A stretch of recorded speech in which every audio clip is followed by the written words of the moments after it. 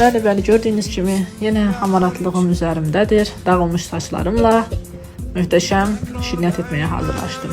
Banan, yulaf və bal.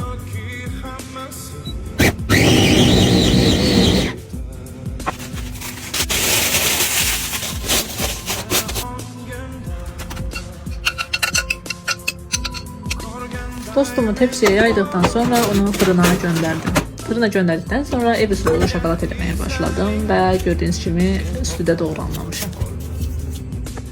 Gördüyünüz kimi bütün ingredientləri qarışdırdım. Sonra isə fırından tepsini çıxardıb yenidən dilimləyib yenidən fırına göndərdim. Bu arada şokoladım da yavaş-yavaş hazır oldu. İnternetdə bu video qarşıma çıxmışdı. Bunu etməyə çalışırdım. Bəli. Ancaq nəticədə bu alındı. Deməli, nə etməməliyik? Hər gördüyümüzü yoxlamamalıyıq.